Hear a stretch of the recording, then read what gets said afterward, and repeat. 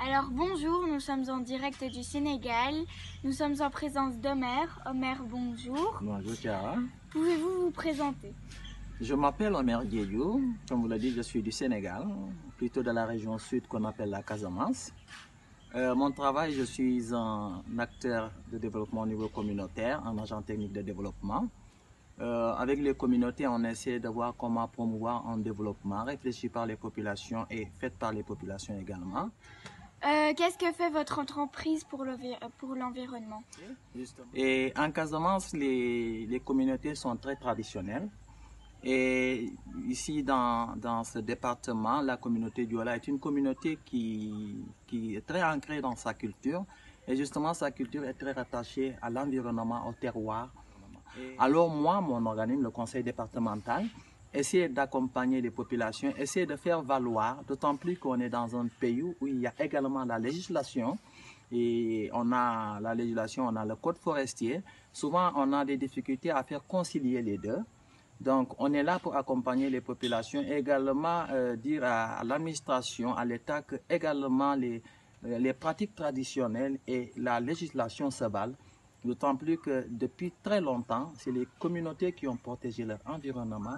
Donc, l'État doit savoir que même si aujourd'hui on met des lois de protection de l'environnement, il faut tenir compte également de l'expérience des communautés parce que si on a un milieu bien protégé, c'est parce que les communautés depuis très longtemps travaillent à la protection de leur propre environnement.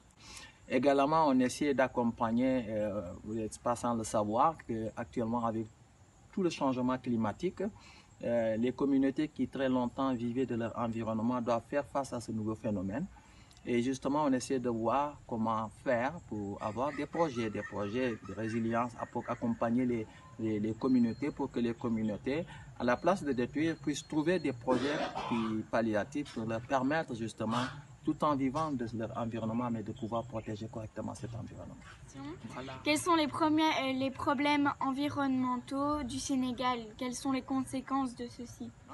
Et il faut dire que également l'environnement, il y a eu des problèmes dans l'environnement depuis un moment parce que le type de développement qui a été dicté depuis les autres moments, souvent c'est pas un développement qui est adapté à notre milieu. Cela veut dire que c'est la production à outrance.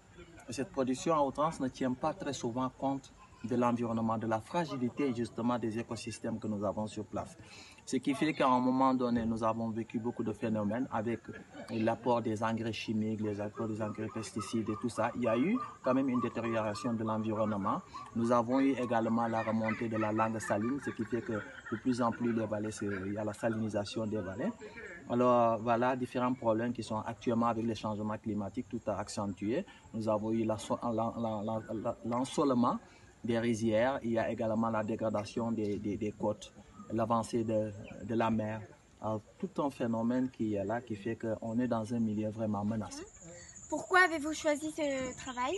En fait, ce choix a été dicté, c'est peut-être un choix culturel, ça a été dicté justement parce que je suis quelqu'un du milieu qui est trop attaché à ce milieu et j'ai senti qu'en fait il fallait rendre à ce milieu ce que le milieu m'a donné, ce qu'il a donné à mes parents, ce qu'il a donné à plusieurs générations. Donc pour moi c'était un peu un devoir voilà, d'essayer d'apporter un plus à ce milieu, d'essayer de sauvegarder notre environnement. Ok, ben merci beaucoup pour cette interview. Au revoir Omer. Au revoir Chiara. Et voilà. Voilà, merci beaucoup.